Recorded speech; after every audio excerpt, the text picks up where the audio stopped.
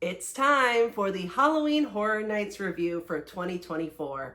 I know, it's the moment you've been waiting for. We are going to rank the houses, the scare zones. We're going to talk about everything happening at the event this year.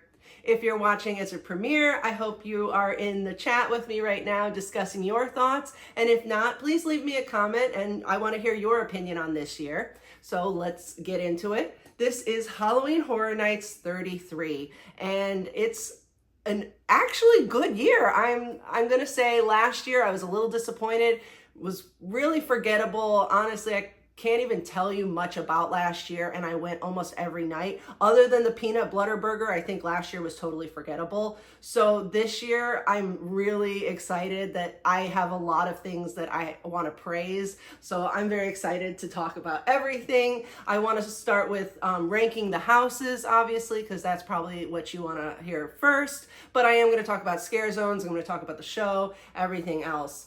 But let's start with the number one house this year, Insidious. Yes, I am going to say Insidious is the best house this year. It's not my favorite, because I'm not ranking this based on my favorites, honestly. I'm going to put my opinion all into it, but when I think of what a Halloween Horror Nights scary experience, like an actual house should be, Insidious really just hits the mark. It's what you'd expect. When you want to go to these events and get scared, this is the house that's going to scare you the most. It's very enclosed and smaller spaces. A lot of the houses lately have been getting into these beautiful designs. Like if you think about Dead Man's Pier, where you walked in and it was like this ship and someone's on the ship playing the violin, or what was it, Blood Moon, where you walk in and it's like you're in this village and it's so wide and open. And Insidious is nothing like that. It's very small, which I think gives you the scares. You get, scare actors coming out from every direction. There's a lot of tight turns where you kind of like, almost like a maze pattern through it. So you don't necessarily see the scare up ahead, where some of these where you're kind of in a straight like line, you see that scare actor jump out ahead. This really gets you good because you don't always see that. You're, making these sharp turns throughout the house. It's also really long. That's the thing I want to say, is that it's going to be one of the longest lines you probably wait in for the houses, but you really feel like you got your time worth. It wasn't short. It's so long and there are so many scares. I put some notes here. I'm like glancing over at my notes just because I want to make sure that I highlight some of like the important things and don't miss it. But mostly this is just me rambling because that's what I'm good at. So, and hopefully I don't get, distracted too easy. But so one thing I want to mention is that I did the Unmasking the Horror tour this year before doing any of the houses. So I saw 9 of the houses before I went in with scare actors. So I thought it really enhanced the experience for me, but it did take away from some of the really good scares. And Insidious is one of those houses where 2 of the rooms that probably would have put me on the floor, I already knew where the scare actors were going to be standing, so it didn't scare me.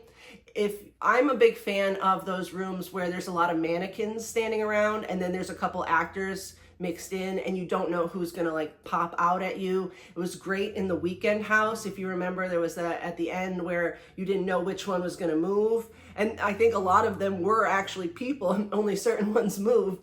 But there was also American Horror Story. They did it great. The first one, the Murder House one, where they had the rubber suit guy all over the place, like everywhere around you, and you didn't know which one was going to move and be the person. So I love those rooms, and there are 2 of them in Insidious. Unfortunately, they didn't get me because I'd seen them with the Unmasking the Horror tour, but I think those are just fantastic, and to have 2 of them in the same house is great. That's a great scare. And another thing I love is they have these scares that use mirrors, and this is one of the houses that does it. So you'll feel like you're walking and there's like a hallway, and you'll see like the hall continues on, but it's actually there are mirrors reflecting, so it looks like the hallway. So then someone pops out from behind like a thin pole, and those scares are great because you really don't see the people hiding because of the mirror effect. So I love that they have that mirror effect in the house. And there's a lot of scare actors, a lot of scare actors. And I actually believe this is one of the houses where they said that there are different characters from the movie in the house, so that you could go through the house different times and you might see, I've never seen the movie, so I don't know, the woman character or the old man with the face mask thing on. So I think that there are different scare actors in certain rooms that kind of change out. And I like that too, because that makes it, you can go through the house over and over and it's still just as scary. Let's see. Oh, and another thing that they do really well in this house, there's a room where you go through and the closet has like a burst of air come out of it. And I really like those effects that they have that aren't people, because I think those are almost like unexpected, and it's almost scarier because it's like, what was that? You know, you get shot by air coming out of the closet. So I think that's another great effect that's in Insidious. A lot of, like I said, a lot of scare actors, a lot of, there's at the end, the curtains, the way the turns and the curtains are set up, there's people coming at you from all different angles. If you have very limited time at HHN, or you only have one night, or you're only going to get a couple houses done and you want scary, you got to do Insidious. That's the top for scares and biggest bang for your buck, because like I said, it's a really long house, multiple scares. Like, to have 2 of those rooms with the mannequins in it, like I said, it's long. It's a long house. You're going to love it. I've never seen Insidious, but the Unmasking the Horror Tour, our guide was really great and told us like a little bit about the movie, so we knew what was going on. So that's pretty much all I know about Insidious, but I still think it's a great house. Totally got to be number 1 for me. But the number 2 ranking is actually my favorite house. It's Major Sweets Candy Factory. And I'm so excited that this was one of my top picks. Like, before we went to the event, like, I thought, I love Major Sweets. I really loved the year that they had the Scare Zone. And the only time I've ever been invited to a Halloween Horror Nights media event at Universal was the year that they had that. So when I was at the media event, Major Sweets and Miss Treats walked into the event and gave out candy. And I think that was just like such a core memory for me that just made Halloween Horror Nights so much more special. And so that memory of Major Sweets is why I think I was so excited for him to return. I thought the Scare Zone in 2022 was fantastic. Here's another point of, you see how last year was forgettable? I remember the Scare Zone before that. Oh, last year was Vamp, wasn't it? So see, I had to think about that for a minute. I will never forget the Major Sweets Scare Zone. It was fantastic. So second ranking is Major Sweets Candy Factory, and it ties into the original Scare Zone. So if you're like into HHN lore, this is really good for you, because the house has some references to the original Scare Zone as well, but it's supposed to be happening along the same like timeline. So when you go into Major Sweets' office, you'll see there's a blackboard, and it's got the parade route mapped out. It's got the tribute theater. It's got the judge's booth. It's got the truck. It's got everything kind of labeled. So it's, that's the plan for them, to go to the parade for the, and give the candy to the kids. And the story of the house is that you are the adult chaperones taking the school children through the Major Sweets Candy Factory. So as you're going along, you'll see rats. The rats are awesome. Rats, cockroaches, all sorts of things. You'll see a lot of the characters, like Miss Treats is in there. They also have a new character called Taffy, who's pretty funny. And I think, also, they have the original Major Sweets jacket is in the office. So the room with the blackboard, there's also Major Sweets jacket there. And I just want to mention one more thing about the blackboard. When you look at it, it's kind of cool because it has coffee shop, which is Starbucks. It has pretzels, which is Auntie Anne's, but it also has Pie Street on it. And this year, Universal used like code names for all the houses during construction so people wouldn't know what they were. And each one was named after a different dessert. And all of those desserts are hidden in the houses. So this one is pie. So there's a cherry pie in one of the first rooms you go to where Miss Treats is. It's on the desk. And if you want to see the desserts, I have a short here on the channel that shows you all the desserts in the houses. So check that out for more on that. Also here I get distracted. Let me mention the snails before I forget. Every year, Universal hides a different creature in the house. And so this year is snails. So in each house, there are little snails hidden around. And I also made a short that show you where all the snails are in each of the houses. And they're so cute. Last year was frogs. And I think before that was butterflies and then spiders. And I'm not really sure. So every year it changes, but this year snails. Okay, back on track. So Major Sweets ties into the original Scare Zone. I love that. I love the blackboard and the original costume in there. Oh, this is another really cool thing, is that this house has guest activated triggers, and those are things that you can set off in the houses. And so there are 2 red buttons, and then there's a candy dish, but honestly, I don't think the candy dish works. I've stuck my hand in that candy dish and nothing's happened yet. It's supposed to like blast air at you. I have a short that shows it, and if you look closely at the candy bowl, you'll see the little holes where the air is supposed to come out. I've put my hand in that candy bowl and nothing has happened. So I don't think it works. There are supposed to be 3, but the 2 that do work are the buttons. The 1 button is in the room where there's vomit all over. There's a lot of vomit this year, but no bad smells, thankfully. So in the room where the vomit is happening, if you push the button, the people around you will get vomited on. And if you are so kind, the next button is where the little rat is. Let your friend push that button, because I believe the person that pushes that button gets blasted with water. So there are 2 little water effects that you can set off. So if you know them and the people around you don't know, it's really cool. But sometimes I think the scare actor will just hit it just to squirt people. Oh, another thing I really like about this house is some of the effects. Universal has really gotten into using like, I don't even know the correct term, I'm rambling, so I'm trying to think of what the term is, but like the effects that are animated. So there's like a barrel that starts shaking, and that just pulls your attention to that. So, you can be startled by something else.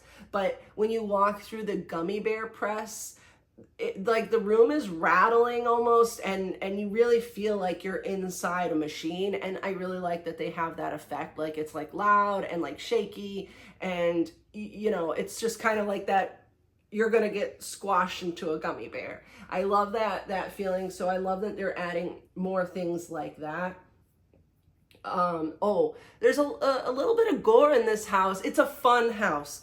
That's why I think when I rank them, I would never put this as number 1, because I don't think that, I know it sounds wrong, but I don't think a fun house should be the top house for Halloween Horror Nights. And I only think that because it's called Horror Nights. It's not called Halloween Nights where you're having fun and, you might get scared. It's supposed to be scary. So I think that Major Sweets is not scary. It's not.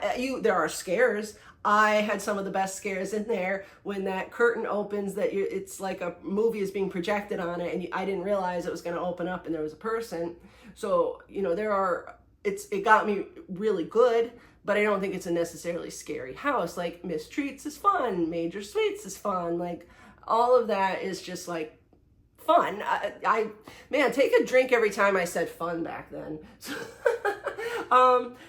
Great house. I love it. There's a little bit of gore. Like there's a scene where the kids' lips are ripped off and you can see like the candy lips and real lips. And so there's some gore in there. I like that. And I'm an overall Major Sweets fan. Represent. So I gotta say Major Sweets is my 2nd ranking house. Number 3. Who are you gonna call? Ghostbusters. I love the Ghostbusters house. It's another fun house. It's not super scary, but it is really great for fans. I hated Frozen Empire, the movie. I hated it. And I don't know why. But I loved the house. And I think the movie was kind of forgettable too. So when I walked through the house, it was like reminding me of scenes from the movie. And I was like, oh, I remember that. That's cool. So I like that it actually puts you in the movie. And I know a lot of times the houses are designed when some of these movies are being created. So they send them photos from the set to use. So I know that when you walk in the Frozen room, you really feel like you're walking right into the movie. It looks like a scene that they could have filmed in. It's beautiful. They've got a lot of Garakas in there that are scare actors on stilts. I like that because a lot of, I think a lot of the houses this year are really like eye level. So it scares like people. So the fact that there's a lot of people on stilts in this one is kind of cool. There's some really good scares in there with that. They also, going back to the whole like animated things in the houses, the Stay Puft, the little mini Stay Puft marshmallow guys all over the house, a lot of them move. So these are just little details that someone like actually took the time to make them move. When you go into Ray's occult books, there's some on the shelf that are kind of going up and down or sideways and stuff like that.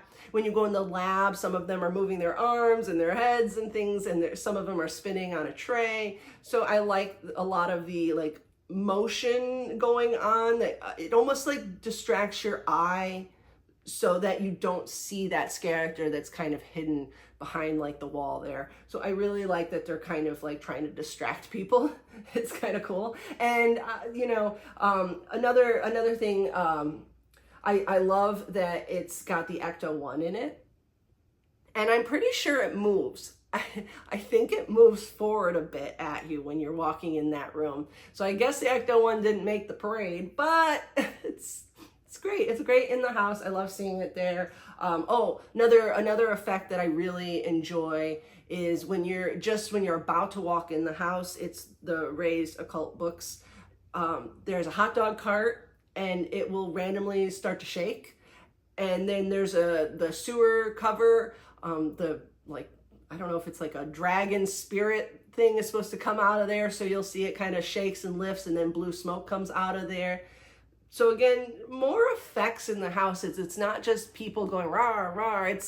There's just so much going on, which is, why Universal's Halloween Horror Nights is above everybody else's, scary, haunty things.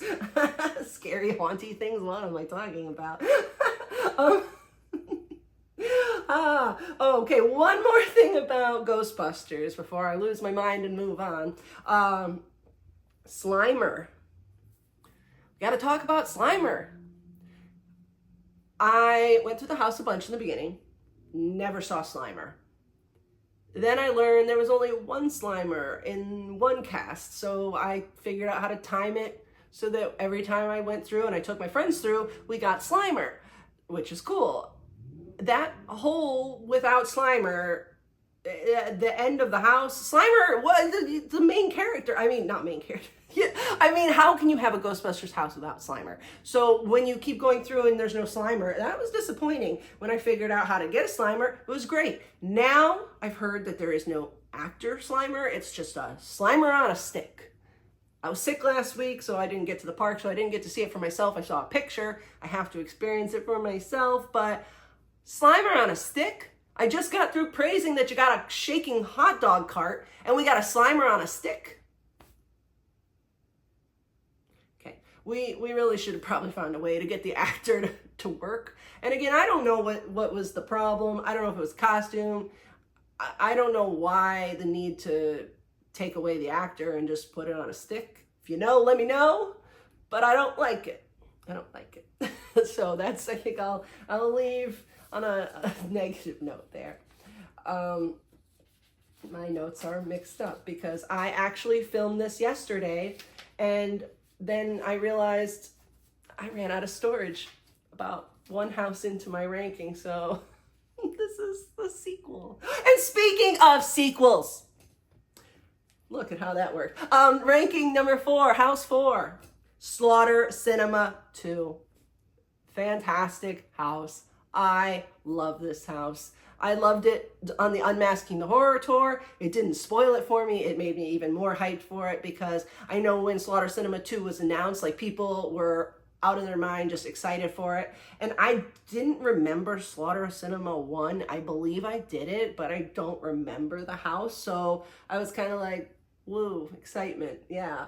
But now I'm like, oh, this is great. I love it. I almost wish that they would expand some of these stories into their own houses. I don't think they'd really ever work on their own, but I love some of these stories so much that it's just like, I'm like, I want more. I didn't want just one room of that. So we have the Mardi Gras Murders is the first one you'll go through. And it's, very iconic. There's like a window with a projection going on that it looks like someone's trying to earn their beads on the balcony. And then when you walk into the hotel room and there's a guy that's partied a little too hard, and here's more vomit. We love vomit here. And he pukes on you. So just be aware. And while he's distracting you with the vomit, then there's going to be two jesters, things popping out and killing him, attempting to kill you. I'm not even sure. But it's fun. You see the balcony. It's a great scene. I love that one. There's Killer Kringles or Kringle Killers or something like that, and it's like the Christmassy thing. I feel like we're like taking all of our leftover seasonal props, Mardi Gras, Christmas, and using them in the house, which is a smart idea. This is a good idea. I like this. So we've got like the Christmas story that you go through. I love, there's Heavy Metal Hell. If you have like the chroma depth glasses, you can pop them on real quick for that one scene, and it's supposed to enhance the 3D effects in there. I really like the colors and stuff. I don't have the glasses. I have like the red and blue ones that don't work in the house, so don't bother taking those. But if you have the chroma depth ones and you just want to take them with you, just pop them on for that scene. It's supposed to be cool, but even without it, it's really cool. All the blacklight effects, everything going on in there. Also, I really like that there's a lot of details in that room, and I don't even know if people realize that you are walking between a teenager that's been split in half. So like if you're walking between his body, so it seems nobody's concerned about walking between a split teenager, but we don't like the dog and triplets. We'll talk about that again when we'll be back to that one. One of the coolest things in this house is the shark. Let me back up here. This is the rambling parts. I love puppets. I love puppets in the houses. I just think that enhances the experience so much more. Let's go back to Ghostbusters.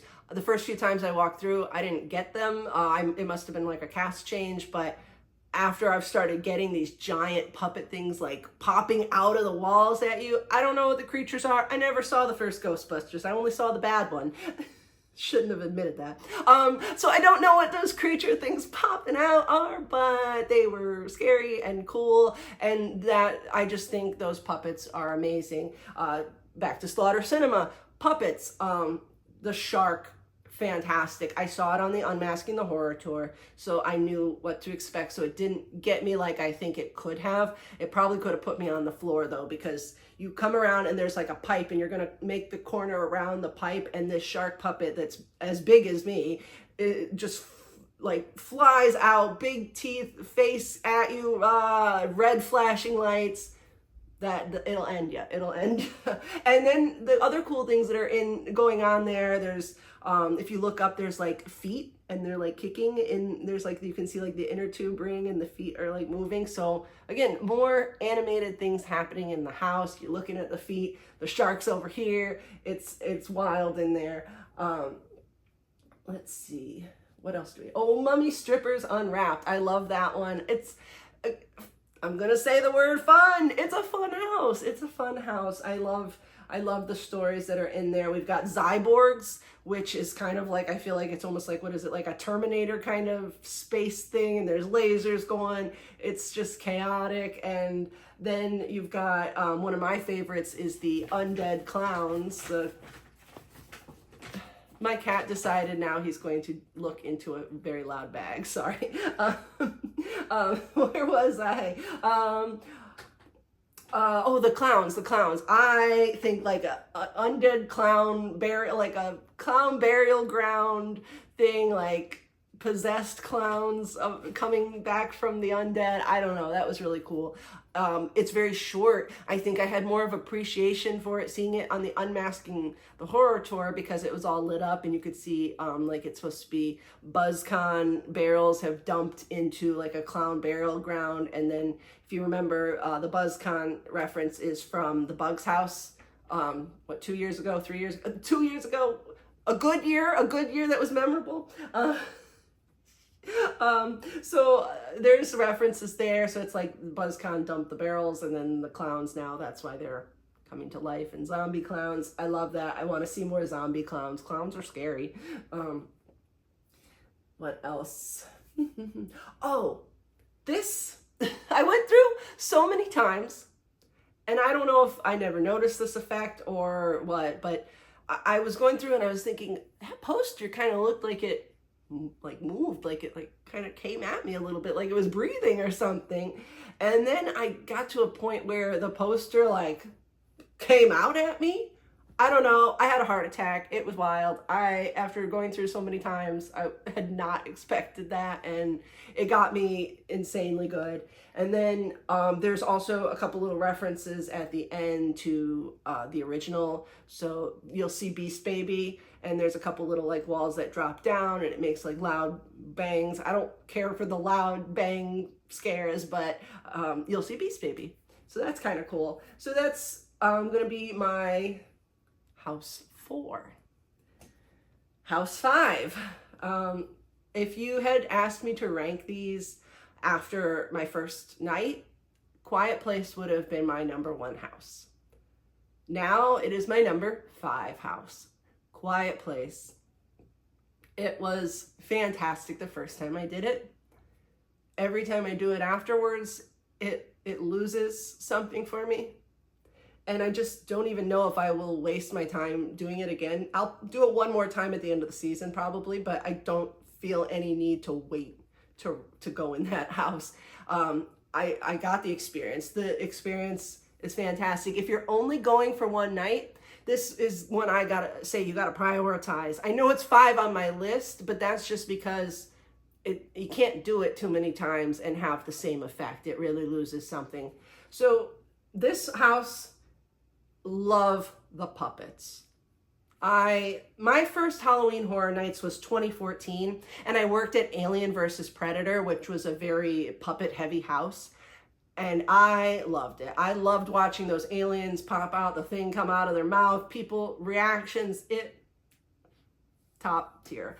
So for me, I think of Halloween Horror Nights and being scary as using puppets. So when they use them in Quiet Place, I think it's a fantastic job. They are very big, and the first one you encounter is going to send you to the floor. That first one is intense. In the darkness, I can't see in a lot of these houses. This is one that I struggled with the first night because I can't see anything. It's very dark in there, but not too bad. It becomes a little lighter as you go through, I think. But the idea is that you're supposed to be quiet. If you haven't seen the movies, these creatures attack based on sound. One little cool detail in the house is there's supposed to be, I think, a convenience store or something where all the food is left, and one of the food items that's left behind is potato chips because they're loud. So nobody wants anything food-wise that's going to be loud. So that's just one of those cool things. Now, if you go through the house quietly, you're not going to set off effects.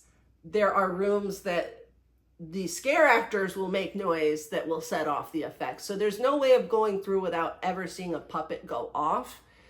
But there are ways of going through without seeing certain puppets go off. I have made it through a room, and then I heard someone behind me make noise, and then I saw the flashing light, and I saw the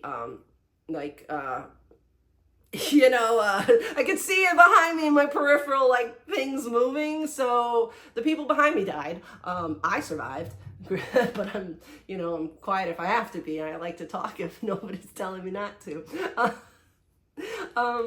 So I love the puppets. Beautiful sets though, and they also really pull from the movie, because there are some scenes I don't want to spoil the movie, but there's a scene with the bells on the guy's neck, and as soon as I saw it in the house, I remembered it from the movie, and I was just oh, that's so cool that they pulled that one for this one.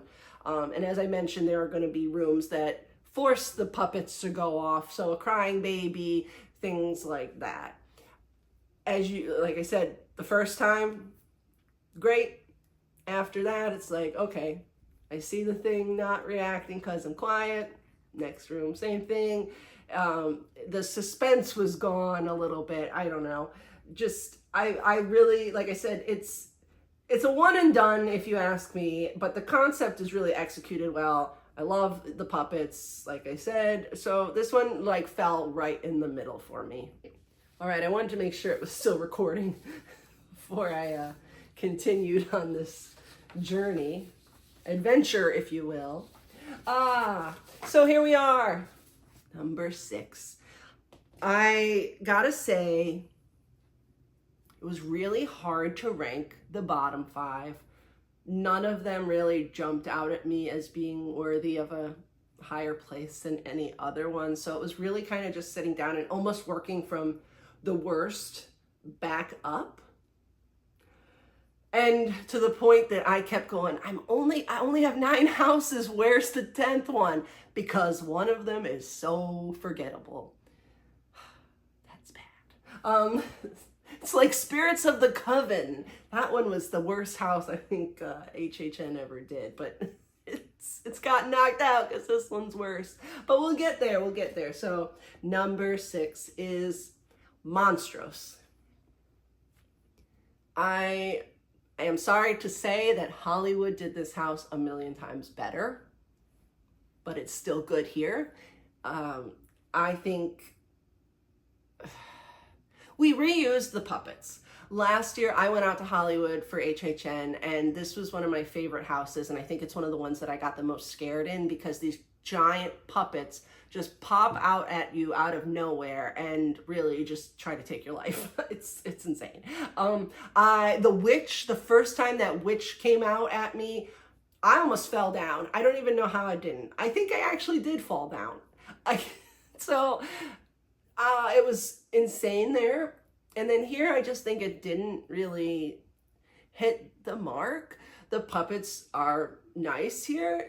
I think you can see the witch puppet almost before you get into the room, so it doesn't really take you by surprise as much. The fact that it moves kind of takes you by surprise, but I think you can almost see it coming. And then the bird one, that I felt like in Hollywood, the animatronic was almost like lit, like not, it's more lit here. Like you can see it really well here. Like it's like center of the room, the spotlights are on it. Look at our expensive animatronic. Whereas I felt like I almost had to like struggle to see it in the Hollywood one. Like you could see it like, oh my God, but it was like, oh my God, what is that? Ah, like it wasn't like, here it is. Great, right? It's right there. I don't know. Maybe I'm just remembering it differently, but I felt like the scenes are a little more gory in Hollywood too. And I felt like Hollywood's event last year was overall like more gory than ours. Like their purge water show when they're hitting people and their heads are exploding versus like we've got fire dancers. The gore factor is out there that we don't really have. And in Monstrous, one of the scariest parts of Monstrous was like, I think there was pigs. There were pigs hanging, and you had to like push your way through these pigs hanging. And when I came around the corner, I thought, there's no way I'm supposed to like push through props, like go through these things, like not supposed to touch anything in these houses, but you are. So I thought like that feeling like I was actually in this like butcher shop pushing through these hanging pigs, and there's just the blood and everything everywhere. It was scarier. I thought the, I don't know if is it El Sabon maybe is the name of the character, the one that rips the spines out. The scene in Hollywood where there's someone on the table and they're ripping the spine out and you're getting squirted was much more intense than like the person kind of hanging and the guy just kind of like, oh, I'm pulling the spine out. I just didn't think it was good here, but I still think it deserves this spot. It's a good house. They just did it better in Hollywood. So I feel like I'm like only focusing on the negatives, but I did like the house. I did like the house. I think that there are scenes that could have been a little more intense. And I worry that our event is losing intensity over the years, but we'll come back to that here, because here comes number 7, Triplets of terror.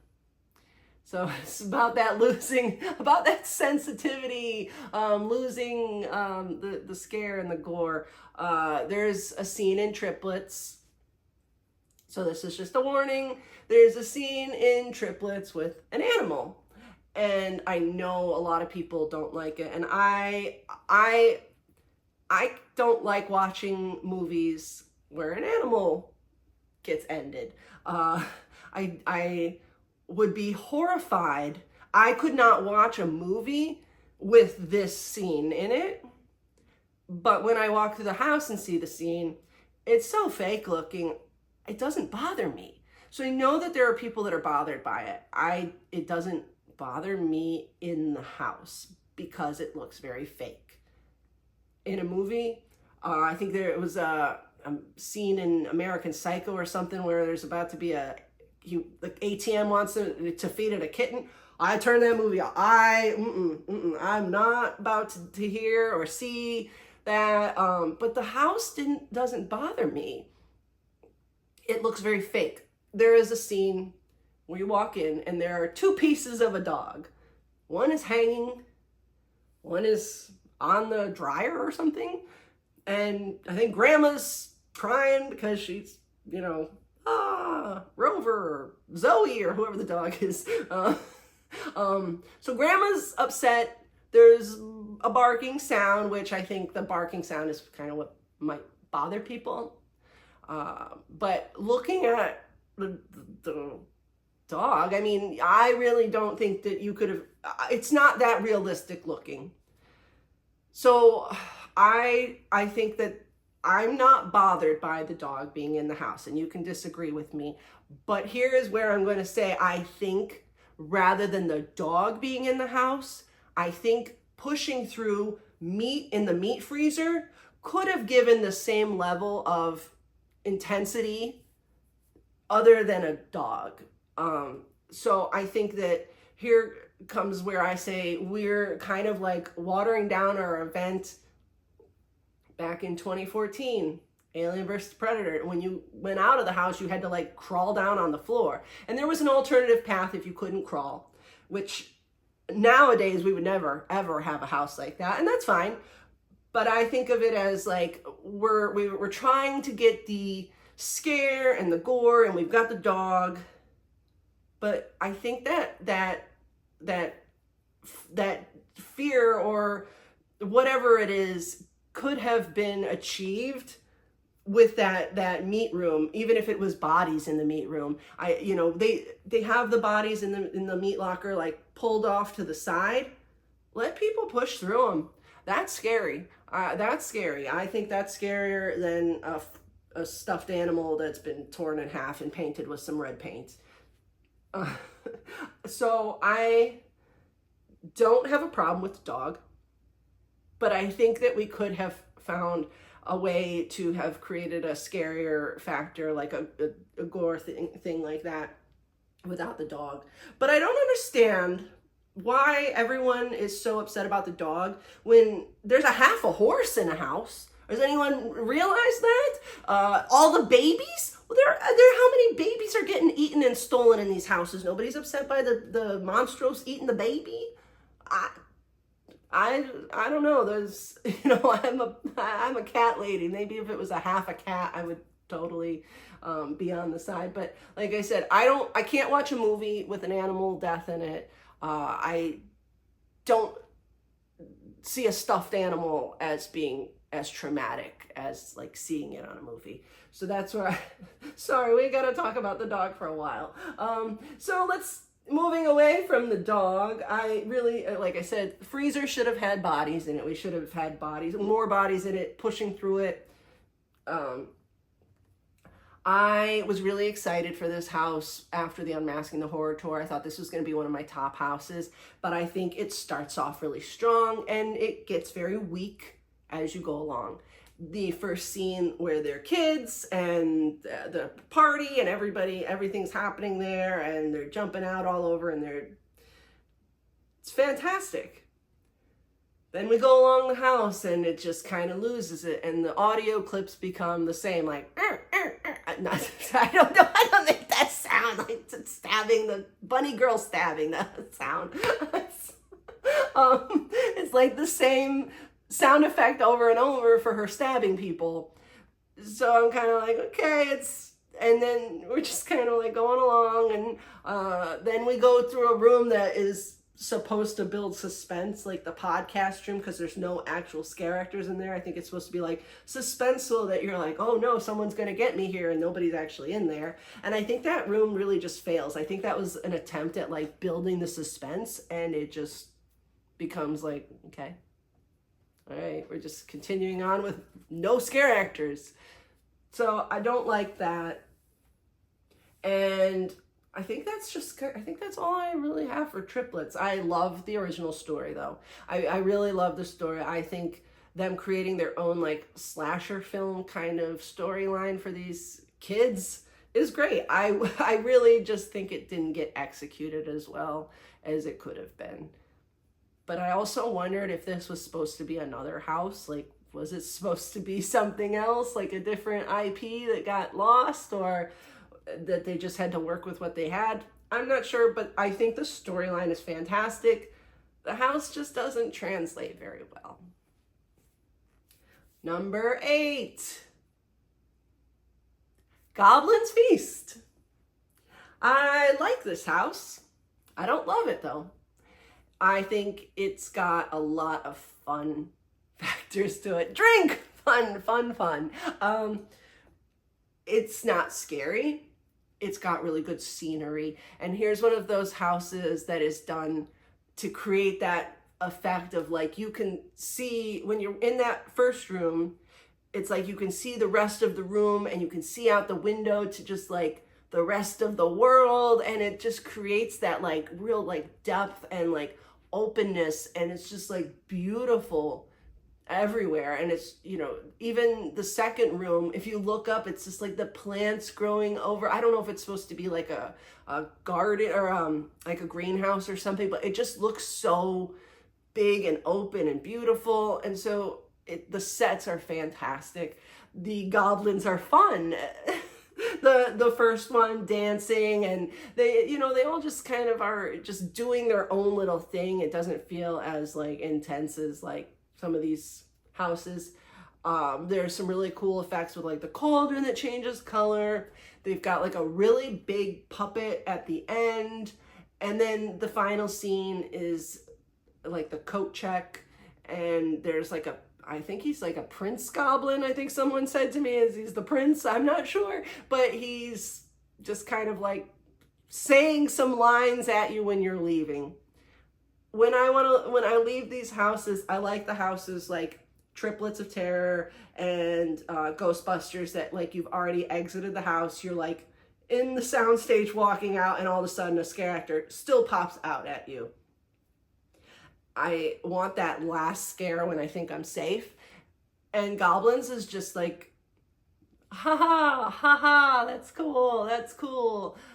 But there's no scare. Even on the way out, like, you know, you might get caught off guard by the little goblin guy there saying something to you. I'm not even sure what he's saying, but it's just doesn't finish strong on the scare factor. It's just kind of like a beautiful house, cute storyline, but it just kind of isn't really worth the walk to the back of the park. And it's unfortunate because this is one of the brand new tents.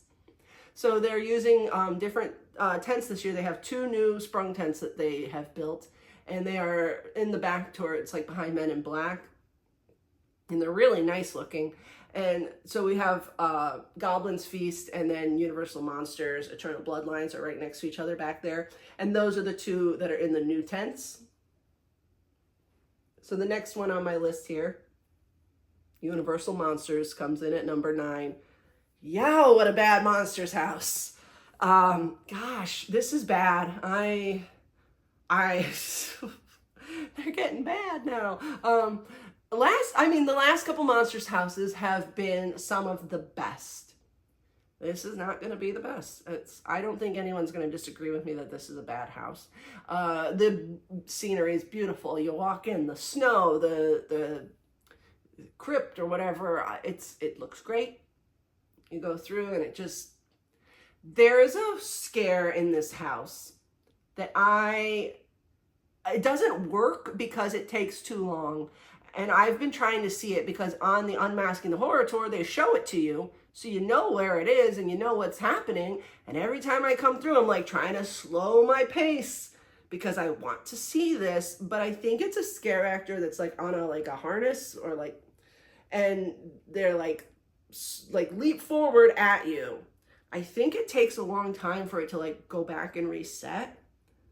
And so I feel like that's just one of those things where it's like, oh, this really is a great effect if you can see it. But if you miss it, it's lost. And they do that a lot, I think, with the effects that are kind of like someone's on a string kind of going back and forth. And I think there may have been one in Dead Man's Pier that I may have seen once. And I think it's just, you got to be in the right spot at the right time to see it. And so if you miss it, and it's such a cool effect of like this, I don't even know if it's a werewolf, somebody's coming in on a swing thing, and I miss it. And I'd love to see it. I'm sure it's really cool, but it just does not work because you miss it every time. There's a lot of like, I don't know if you even realize what the storyline is, and I don't even know if people realize the girl dies at the end. Like one of the monsters pops out with her head, and her body is there on the ground without the head. She didn't win, so like I don't know the story. I don't know what's happening. Just monsters. A lot of girl monsters. Girl monsters are fighting. There's a guy monster with a hand that pops out of his chest. I don't know. Monsters number 9. And if you haven't figured out the worst house of the year, Museum Deadly Exhibits. I'm sorry. It's so bad. It's so bad. They tried. I like the idea a little bit of a cursed thing happening. I really think we could have like just made a house about Batilda. Batilda had a better storyline. We could have had Batilda coming to life at the end of this thing, but instead we got a rock that comes to life at the very end. It's not even a good scare. It's just bad. There's pretty scenery, really nice details. There's so many details, like the maps for the rotting stone, like the exhibit maps, like the things for the museum. But the house just doesn't work. Like even on the Unmasking the Horror Tour, where they're like, the desk is gonna come to life and attack you. What? I go through and I'm like, oh, the desk is coming to life and trying to attack me. So scary. I don't know. The museum is bad. If you gotta miss this one. Do not be tempted by those 10-minute waits. It is not even worth that. But if you gotta do all 10, you gotta do all 10. Okay, we're still here. Scare zones. There are 5 of them. Yeah, I'm telling you, there are 5 of them because if you go to the park, you'll probably only think you've been through 4. Let's start with the best scare zone. I know you'll probably disagree with me, but the best scare zone this year is Demon Queens. Blew my mind. The costumes. The costumes are really what do it for me. And I know that some people have said to me, those costumes look cheap. They're just like black material. I disagree with that because I think the black material hides them so well that when they want to be seen, they can be seen. And when they want to blend in, they can blend in. I don't think it's a cheap move. I really think it's a very strategic move to keep them hidden. I think it works really well. If you watched one of my live streams, I don't know where this person came from in front of me. They just appeared. So it scared me on the live stream. But I think they do so well at blending in and just appearing. There are a lot of scare actors in this zone. I really liked, what was it, 2 years ago? The Nettlewood Cemetery one. I can't think of the name right off the top of my head. I can remember the name of the cemetery. But I love that scare zone. I think that one worked really well. This one is another one I think that they just blend in so well and just appear that the scares are there. And they also, this year there are two icons, Sinister and Surreal. And so these scare zones are supposed to be tied into Sinister and Surreal. And Sinister is more about pain, and Surreal is more about mental torture. And I like Demon Queens. Surreal shows up there, and I really like the audio clip of like, let me into your fragile mind. I love that. That's going to be my new saying forever. But, you know, I love this, that's more my style of this character, like saying to people like, imagine all the people you love leaving you forever. And I love that like mental games kind of thing. I'm more of a mental person there. So I really like that this is a surreal zone. I think it's beautiful too, like when the lighting effects go off and like the sparkling of like the big centerpiece in the street. It's great. My second ranked scare zone is going to be Torture Fair. And I'm not really a Renaissance fair kind of person, so like when I had heard that that's what this zone was going to be, I was kind of like, okay, I know a lot of people will be into that, but not really me. I think it really works though. I like the variety of characters. They stand out enough that you notice them, and they're unique enough costumes. I didn't like Vamp last year. I thought everyone kind of blended in too much. You couldn't really tell who was a scare actor and who wasn't, and that works when the guests aren't problematic. But with today's guests being so problematic, I don't want to not be able to know if the person that just jumped in my face works here or not. I want to know that the person that just jumped in my face works here. Because, you know, then I won't hit them. No, I've never hit anybody. I wouldn't, not even if a guest scared me, I wouldn't.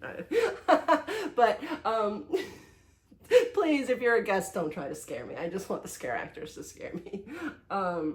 Torture Fair, though, is Sinister's scare zone, which is, again, about pain. So you see a lot of torture devices. So I don't care for the person that's all stretched out and hooked up. Like that bothers me more than the dog, because that kind of stuff, I'm like, they did that kind of stuff to people. And like, if I lived back in that time, I'm so weird, I'd have been hooked up to the meat hooks out there and been tortured. So I just kind of look at that like, that makes me more uncomfortable than the dog, to be honest. But I'm not bothered by it. Like, I'm not sensitive to it. Like, I'm not like, oh, I can't look at that. I'm like, I would rather not be that person tied up like that. I like the animatronic figures there. There's a person that's like hung upside down, that they move, they're tied up and they're moving. And I think that's, again, them using these things that will distract you, because you're looking at this thing twisting around, and then an actual human can come up and scare you because you're distracted. And so now we've seen these starting to go out into the scare zones in the streets. And I like that. I think the stage, though, is great. They do like the king and queen there, and then they have Sinister sometimes shows up as well. And they do a scene where they like cut somebody's tongue off. And again, here I'm going, that bothers me a little more than the dog. Like, I don't want to see this lady get her tongue cut off. So, not really a torture fair kind of girl, but I think it's a great zone. Obviously, the New York zones are always the biggest, and they stretch out so much that I think that's like really the strongest zone every year. That and Hollywood are the two strongest zones. So I like Torture Fair. I love the costumes. I love the idea. It's very spacious. It spreads out a lot. No complaints from me there. The next one, though, is going to probably surprise you. It's surprising me, too. I'm even considering changing what I'm about to say here on camera. But my ranking, I ranked for number 3 as Blumhouse. I know, you're probably like, what? But I like the Blumhouse zone. There are a lot of things I don't like about the Blumhouse zone. Overall, I think it's great. I like that they've got a lot of variety of characters. I just think that putting them on a pedestal is almost like a zoo. Like, I would not want to be that scare actor on that stage that, like, there's 30 people like huddled around my little stage waiting for me to do something, like perform for me. That makes me feel weird. So I don't like them being up on the platform, but I think it's a safety thing, because I can't imagine the little Megan or the grabber guy being within reach of some of these, like I said, unruly guests. Guests are not good. Don't be one of those people that I'm talking about. I hope you're not. I know you're not. Right? Don't let me down. So I know it's a safety thing, and I wish that it wasn't, because I think the grabber or Megan being on the ground would make so much of a difference. The strongest characters in that zone are really, I think the name is, it's a Happy Death Day. So you got the girl with the axe, and you've got the guy with the baby face. I think those are the two strongest characters in that zone. They've added some more characters. They now have like Lady Liberty with the neon face, which I think is probably just like a 2014 Scare Zone prop left over, because they had the Purge Scare Zone in 2014, which was a fantastic zone. So they're adding more characters. I like the Purge characters on the ground. I think they need more characters on the ground. I think we need more Megans. I think Megans should have been dancing. If you were going to put Megans on a stage, why don't you put one Megan on a stage to stare at everyone awkwardly? Why don't you just have a group of 5 of them again dancing on a stage every hour? Then you can have your people, clutter up around there. Put them on the Animal Actors stage. You got another stage. Why? I don't know. I love the zone because I love the variety of characters. I love the projections on the walls, but I really wish that guests weren't so bad that we had to have our scare actors up on stages. I wish they could just kind of be out there.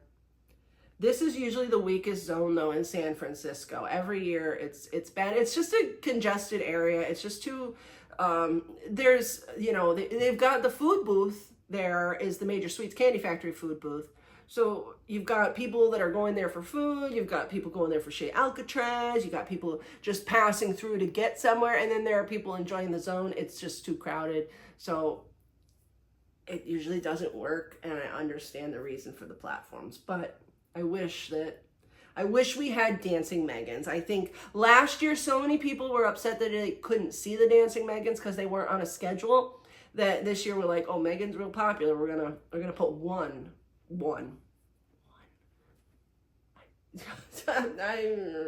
Okay. Before I go off on too wild, I think I'm losing my mind here. Let's go on. Number 4. It's Swamp of the Undead.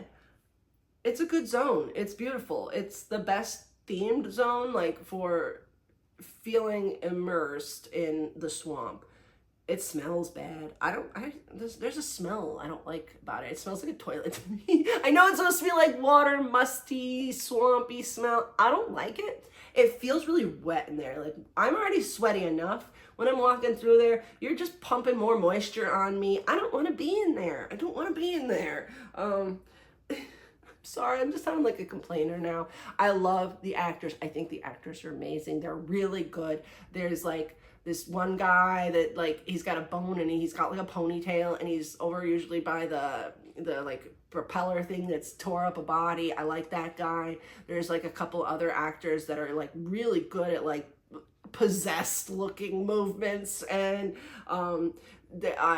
but then you've got them all munching on body parts and stuff like that. Swamp of the Undead, I think, is it really should have probably gone above Blumhouse on my list. I just think there's a little something missing this year. I really liked last year's what was it, Jungle of Doom. I liked a lot of the scare actors. I like the costumes more in that. I think they blended in more with the scenery.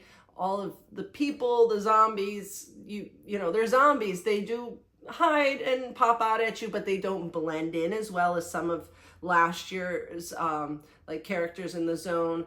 I liked, there was a stilt walker last year with like the glowing yellow eyes that I thought was really cool. There are no stilt actors in any of the scare zones this year. I think that's a little interesting observation. I wonder if that's due to crowds or something else. But no stilt actors this year. So Swamp is, you know, it's a good zone. It just isn't one that I think is like, I gotta go back through there over and over. It's just kind of there. Then we have, believe it or not, another scare zone, Duality of Fear. Let me tell you, this isn't a scare zone. This is the Halloween Horror Nights Welcome Center. That's what it should be called, because there is absolutely no reason to go there. If you start your night and stay and scream somewhere else in the park, there is zero reason to walk up to see this scare zone. There is no reason to go there. If you enter the park and you walk through the scare zone, cool, great. Have a good time. But I would never tell you to take the steps to walk up there to go through that zone. It's not really a zone, and it really has not been a zone since they added Minion Land. Come on, Illuminations, let them put the zone back where it belongs, because this is foolishness up there. It's a truss with the neon Halloween Horror Night sign, and we've got some chainsaws. There's no props for them to hide behind because we have the parade now. Last year we had some trunks in the street kind of there, and they had like Dr. Oddfellow's like caravan thing there, but we can't do that with the parade, so there are no trunks in the street. There's just nothing in the street. It's just the actors, and they, you know, they make this a zone. But like I said, when I think of things you have to do at Halloween Horror Nights, if you started a Stay and Scream, there's no need to walk up to the front to experience this thing. They are making some improvements. I think last week they added actors that were wearing teal and pink coats, because before it was just kind of like these like ripped white tank tops and these people with like bald heads with chainsaws. And this is the zone that's like supposed to be where Sinister and Surreal kind of welcome you. That's why I say it should be a welcome center. They do the opening ceremonies up on a platform, and they kind of like talk to the audience, and everyone kind of comes in, and like throughout the night they are in the zones or they're up on the platform, so you can see Sinister and Surreal throughout the night. But I guess that would be maybe a reason to go up to that zone, is to see them together, but sometimes they're not there. So really there's, you know, just for chainsaws, I really wish that we had just chainsaws in the park, like in Simpsons or something. I really wish we just had like another scare zone somewhere else. This doesn't really count as a scare zone. Like, I think it's not. So that is going to be my bottom scare zone. I really do like the Sinister and Surreal like story, though. I'm kind of into the icons this year. They aren't as pushed on people, though. I think like Dr. Oddfellow, honestly, I felt like they pushed him on everyone like as much as they could. Like even like I Follow Oddfellow, it just felt pushed, whereas like this year it feels like Sinister and Surreal exist, and if you like them, cling to them, and if you don't, we can pretend they never existed. Maybe that's why they're not really called icons like they used to be. But I'm not going to go into that. Let's just move on, because there are other things to talk about. I won't spend too much time on other things, but I do want to hit a couple other things that you should think about. Well, first let's talk about Nightmare Fuel. This is the 4th time they've had Nightmare Fuel. I am a huge fan of the first 3. I like this year's, but I don't think it's something that you have to do. I have a video here on the channel. If you only have one night at HHN, watch the video here on the channel, and I'd skip the show. It's just, the storyline isn't, I don't think it connects with people like the past 3 have. I think everyone became so connected with the Nightmare, like, you know, the Nightmare Queen and this whole, you know, Dreamer and all this. And then this year we've just brought out this whole new storyline, and it's just not there for people, I don't think. It revolves around a circus, And I love that. That's why I really like the show, is because I'm into the circus theme. Like, I used to teach flying trapeze and stuff. So I love that vibe of it. But it just feels almost a little tired at spots. And it's not the performers. Don't take that the wrong way. It is not the performers. They are amazing. They are the only reason to see the show. But there's like a scene at the very end where they're passing the key, and it's this quiet music, and it's like soft lullaby. Man, I am too old for midnight at Halloween Horror Nights for you to be playing a lullaby at the very end of the show. I'm gonna go to sleep. That is where it's like, that's why I say it's like, it just feels, the energy isn't there the entire time. I like the storyline. I like that the storyline is that the circus comes to town. The girl gets into one of the, I don't know what you want to call it. The knives are going to impale her, basically. And so she gets into this apparatus thing where the knives are going to impale her. And what it is she needs the key to get out. She doesn't have the key. The guy has the key. He's trying to get her the key before she gets impaled. Well, she gets impaled, and every night he relives this nightmare of trying to get her the key to save her. And he doesn't save her. She dies. So does this mean next year we're going to see the sequel? Because, I mean, we can't just leave it like that, can we? I want to know. I want to see how he rescues her. So I'm thinking we're going to see it again next year. I don't think it's going to connect with fans like the first three did. I think there's less fire, it feels like. It feels like some of the tricks, like I love the bed trick. They took that out. I know that some people are like, oh, I'm tired of seeing the same trick, but the tricks that they replaced it with aren't more impressive. They're less impressive, if you ask me. I do think that the hair hang is fantastic, though. The scene where she is lifted up by her hair and then everything drops around and you see she's just like hanging there. Great moment, great showstopper. I love it. It is so technically impressive. These performers, I cannot even tell you how fantastic they are. It's the show. It's the show storyline is just not there this year. It just doesn't work. It doesn't even go into any of, last year, if this had been part of Oddfellow, where we've got like this carnival theme and circus and all that going on, it could have worked. It just doesn't fit this year. It just doesn't fit this year. I think, like I said, if you have a chance to see the show, you got to see the show. If you're on limited time, watch the video here on the channel and go do some houses. That's what I got to say. Halloween Horror Nights bar. Let's talk about that real quick too. They have a bar set up in Battery Park where they have scare actors where you can get photos with them. These are scare actors that are characters featured in the houses because you can't take photos in the houses.